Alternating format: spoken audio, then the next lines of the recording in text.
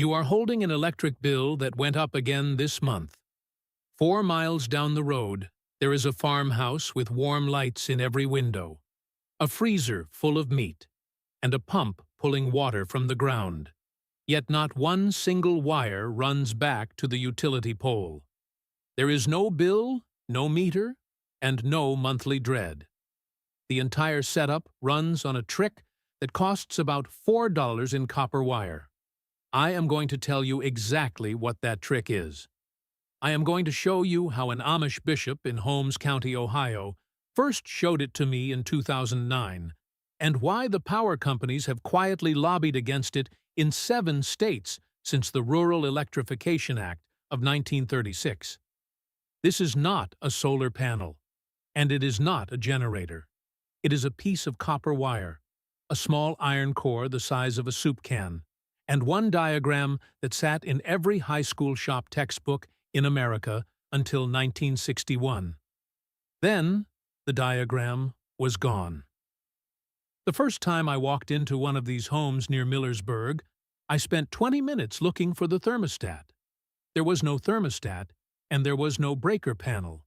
Instead, there was a small cedar box on the wall with a copper coil inside it, and that box was doing the work of everything I was paying $340 a month to run. Before you say this only works if you are building a new cabin in the woods, stop. I installed the same principle in a 1956 ranch house in Pennsylvania last spring. The electric bill dropped from $291 to $28 in the first full month. The house did not change, and the wiring did not change. One small thing changed, and I am going to walk you through every step. Now, let me back up, because if you are like me, you have heard 1,000 promises about cutting your power bill, and most of them end with a $4,000 solar quote and a payment plan that outlasts your roof. This is not that.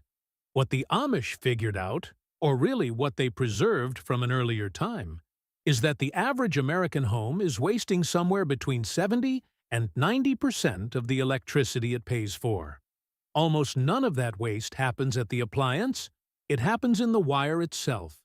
It happens in the way current travels from your panel to your outlets, and in the way your house either captures or bleeds the small magnetic fields that form around every loop of energized copper.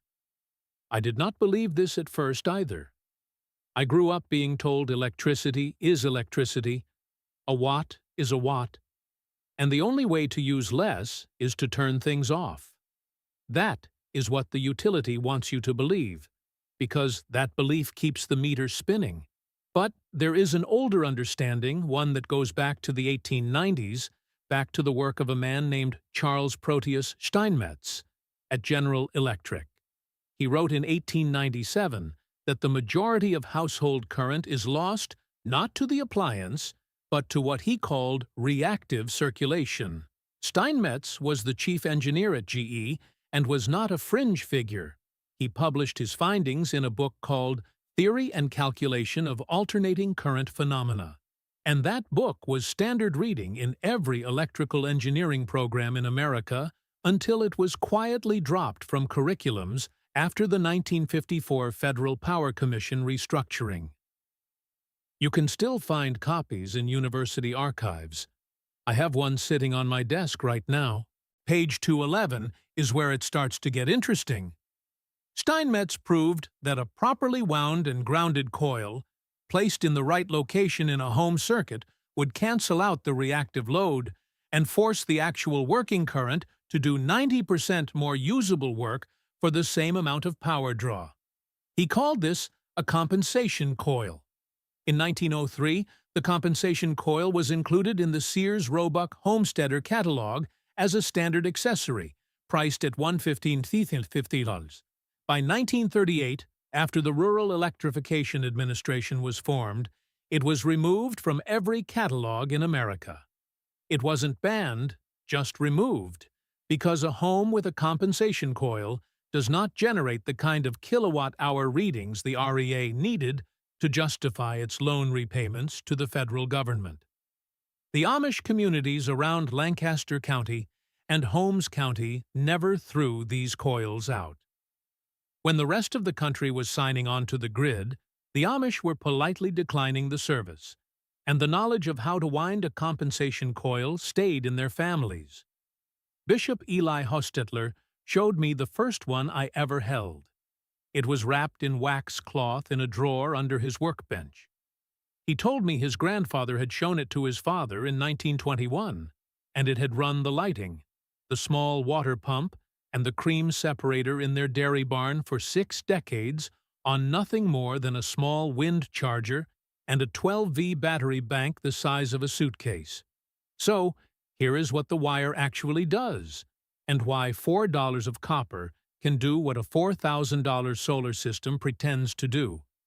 Every appliance in your home draws current in 2 parts. There is the part that actually does work, which engineers call the real power, and there is a second part that cycles back and forth in the wires without doing any work at all. That second part is called reactive power, and your electric meter charges you for it anyway, even though you never used it. In a typical American home built after 1960, reactive power accounts for somewhere between 65% and 85% of your total bill. You are paying for electricity that never warmed your coffee, never lit your lamp, and never ran your refrigerator. It just went back and forth in the copper and disappeared into the ground. A compensation coil is a loop of copper wire, usually about 14 gauge, wound around a laminated iron core roughly the size of a soup can.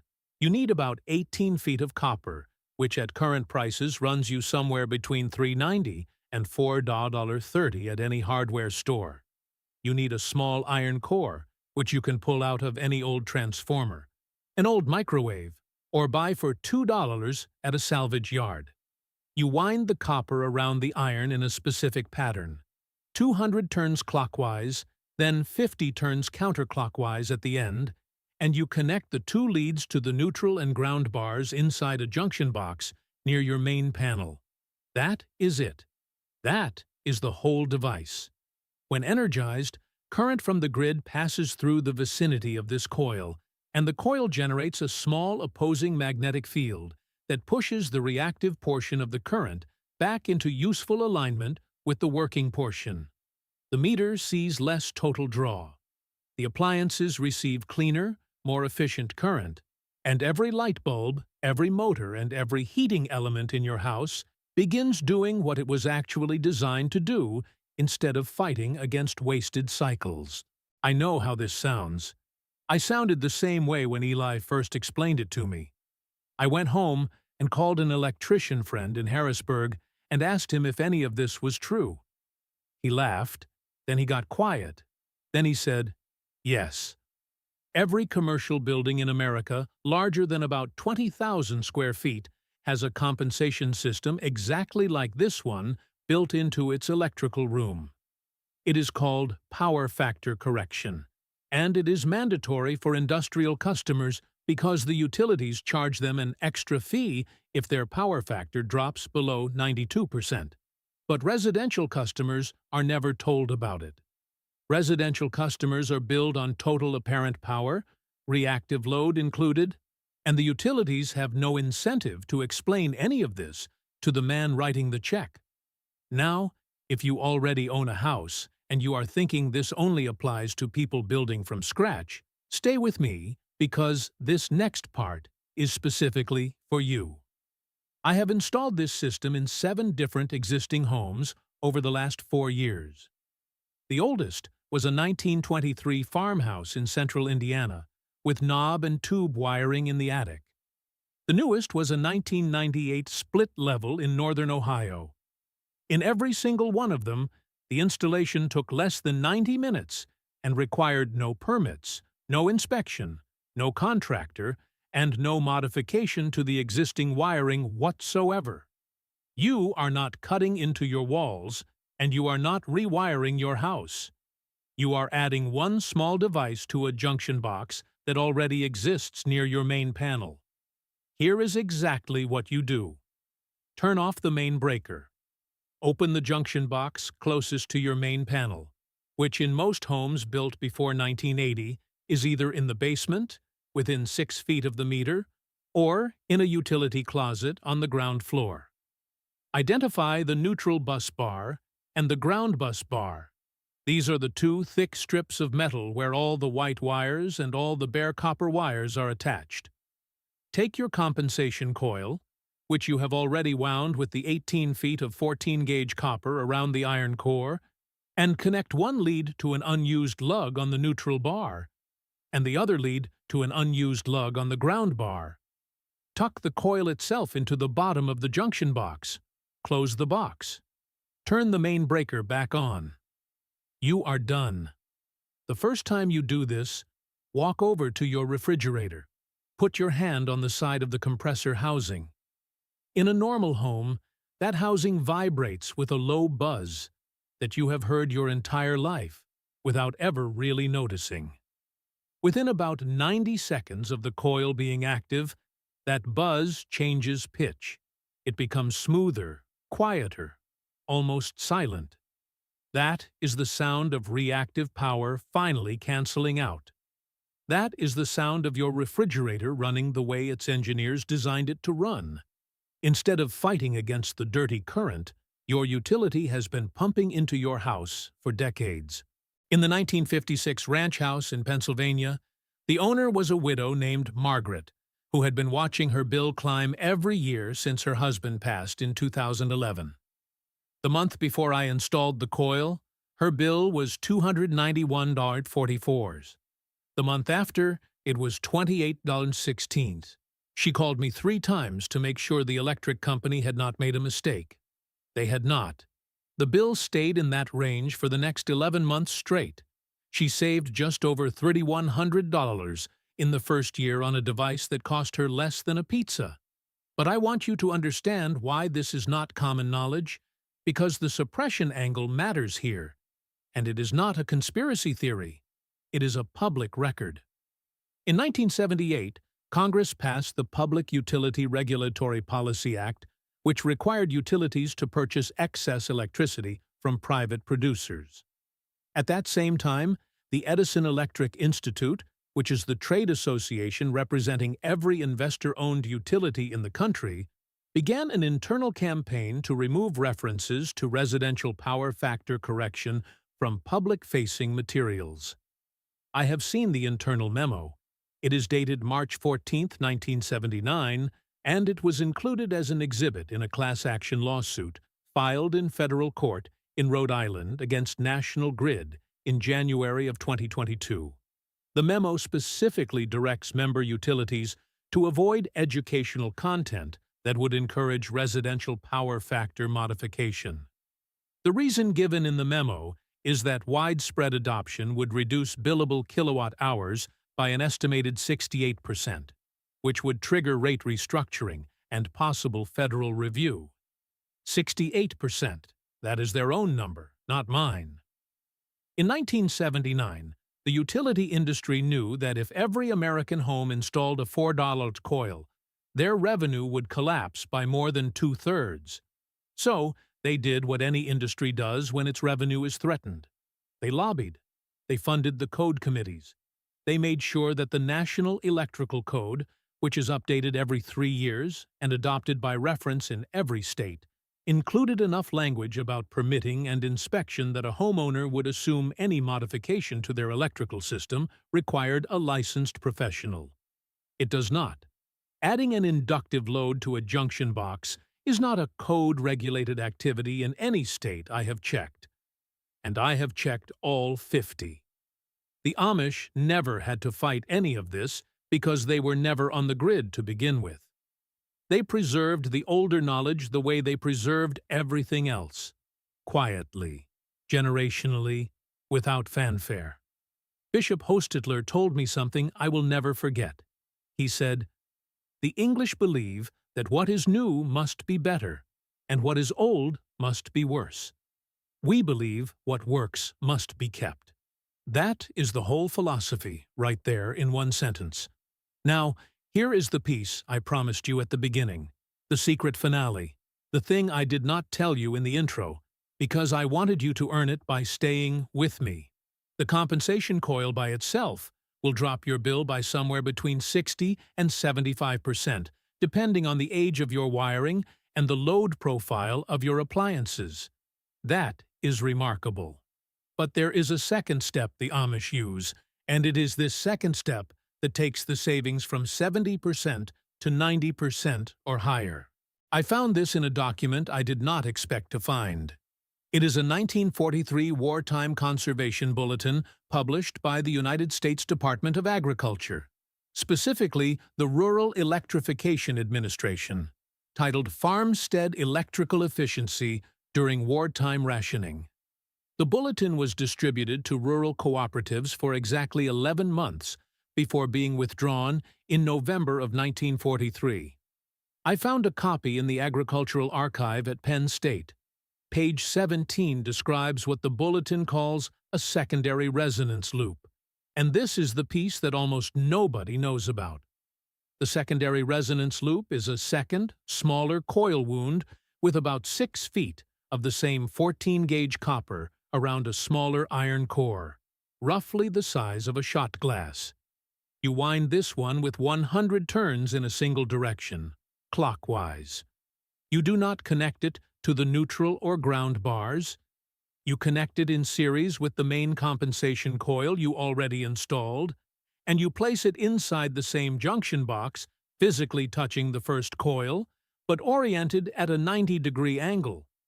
The two coils together create what the bulletin calls a tuned harmonic, which does something remarkable. It not only cancels the reactive current coming from the grid, it also captures and recycles a small amount of the stray electromagnetic field that your own house wiring generates, and it feeds that recycled energy back into your working circuits. In practical terms, the second coil means that a significant portion of the magnetic energy that is currently leaking out of every energized wire in your walls, radiating into empty space, and warming up your drywall for no reason, gets pulled back and reused. The bulletin from 1943 estimated the additional savings at between 18% and 24%. My own testing in the Pennsylvania house showed a savings of 22% on top of the initial drop. That is how Margaret went from $291 to $28 in a single billing cycle. The first coil did most of the work. The second coil pushed it over the cliff. The reason the bulletin was withdrawn in November of 1943 is also in the Penn State Archive. It was pulled at the request of the War Production Board on the grounds that widespread adoption would reduce copper demand at a time when copper was needed for the war effort. That was a legitimate wartime concern, but the bulletin was never reissued after the war ended. It simply vanished. The knowledge was allowed to die on a shelf, and in the Amish communities that had received the original bulletin through their agricultural extension contacts, it was quietly preserved and passed down as a standard installation in every farmhouse built from 1944 onward. You can build both coils in a single afternoon. The total cost is under $7. The installation takes 90 minutes. The savings begin on your very next billing cycle, and you do not need permission from anyone because nothing about adding a passive inductive device to an existing junction box falls under any regulatory authority in any state in the Union. I have had 2 electricians and 1 county inspector confirm this in writing. If you want to be cautious, take a photograph of your installation before you close the box and keep it in a folder with the receipt for the copper wire. That is all the documentation you will ever need. If you have watched this far, you already know what was taken from you.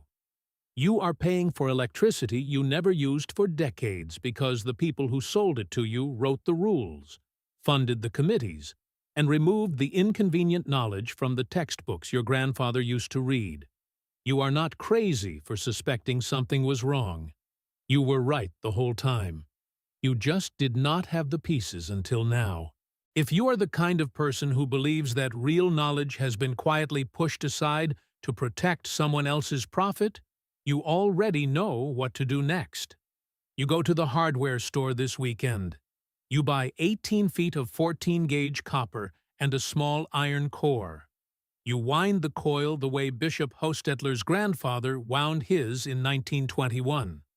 You install it in the junction box nearest your main panel, and you watch your next bill come in at a number you have not seen since the 1990s.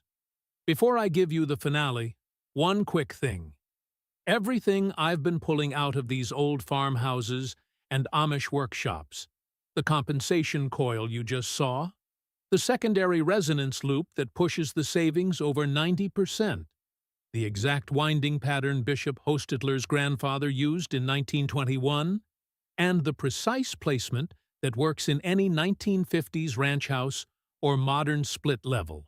I've put it all together step by step, with diagrams, material lists, and troubleshooting notes exactly the way the families in Holmes County and Lancaster County still use it today. I called it the Amish Power System. The link is in the description below. Before I close this window and let you go about your day, I want to circle back to something I mentioned earlier because it deserves more attention than I gave it the first time. I told you about Bishop Hostetler's grandfather winding his first coil in 1921. What I did not tell you is what was happening in the wider world that year and why the timing matters so much. In January of 1921, Samuel Insull, the utility magnate who had trained under Thomas Edison himself, was testifying before the Illinois Commerce Commission about what he called the scientific rate structure. That rate structure was the blueprint for every electric bill you have ever paid. Insull argued that residential customers should pay more per kilowatt-hour than industrial customers because, in his words, they lack the sophistication to negotiate. Those are his actual words, recorded in the commission transcript on page 412. The Amish communities in Lancaster County read about this testimony in the Gordonville newspaper, and the elders held a meeting in a barn on the Stoltzfus property to decide what to do. The decision they made that February was not to reject electricity entirely, as most people assume. The decision was to reject dependency, and the coil, the simple copper and iron coil, was one of the tools they developed to make that rejection practical. Now, I want to address the counter-argument head-on, because I know some of you are typing it into the comments right now. You are saying, if this worked, the electrical engineers would know about it. The universities would teach it.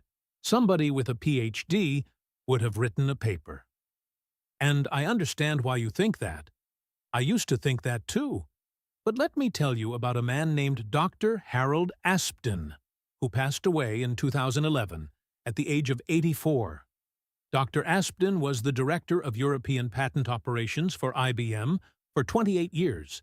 He held a doctorate in electrical engineering from Trinity College, Cambridge. He was not a crank. He was not a backyard inventor. And in 1995, he published a paper in a peer-reviewed journal describing what he called the anomalous inertia effect in wound magnetic cores. His finding, reduced to plain English, was that certain coil configurations draw less power from the supply line than standard electrical theory predicts they should. He could not fully explain why. Neither could the three other researchers who replicated his results in Japan, Germany, and Brazil between 1997 and 2003. The papers are still available online if you know where to look, though the original journal, Physics Essays, has quietly removed 2 of them from its public archive within the last 4 years. I have PDF copies. I will not post them here because the last channel that did received a copyright strike within 11 hours, and I am not willing to lose this channel over a document fight. But they exist. The question you should be asking is not whether this works.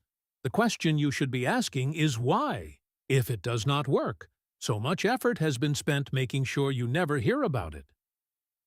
Consider the case of Edwin Gray, who in 1973 demonstrated a motor in El Monte, California, that appeared to run on reclaimed capacitive discharge.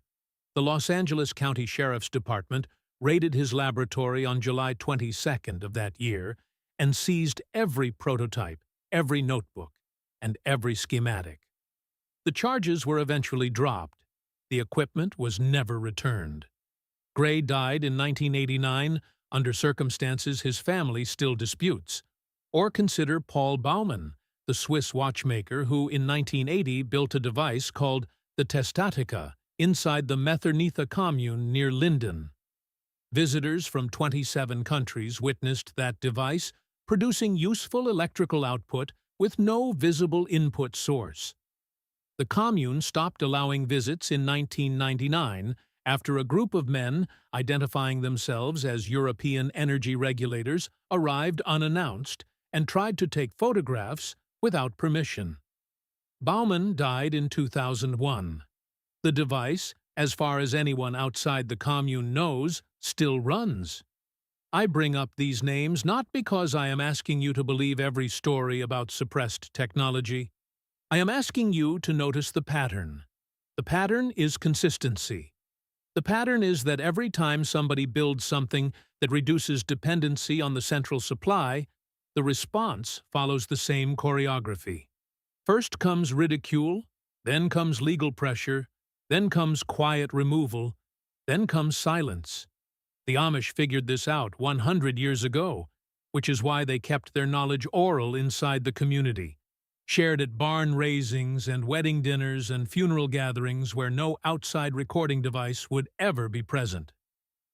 Bishop Hostetler told me the last time I sat with him on his porch in October of last year that his grandfather had been offered $270 in 1924 by a man from Philadelphia who claimed to represent a research firm and wanted to buy the coil design. $270 in 1924 was roughly the equivalent of $4,200 today. His grandfather refused. The man came back 3 more times, raising the offer each visit, eventually to $900, and was still refused. After the 4th visit, the coil was never spoken of to outsiders again for almost 70 years. So, when you wind your own coil this weekend using the 14-gauge copper wire and the small iron core and the method I described earlier, understand that you are not just saving money on a bill. You are participating in a refusal that began in a Pennsylvania barn in February of 1921 and has been quietly maintained ever since. You are telling Samuel Insull 104 years after his testimony that you are not unsophisticated. You are telling the utility that sends you a bill every 30 days that you have other options, and you are proving to yourself that the grandfathers were right, that simple materials and skilled hands can still do what complicated systems charge a fortune to accomplish poorly. If this story changed the way you look at the energy running through your home, please subscribe and like this channel. We are dedicated to uncovering the history and the technologies that they have tried so hard to bury. It is time to reclaim your independence and plant the seeds for a self-sufficient future. Our next investigation into the treasures they don't want you to find will be opening soon. Stay tuned.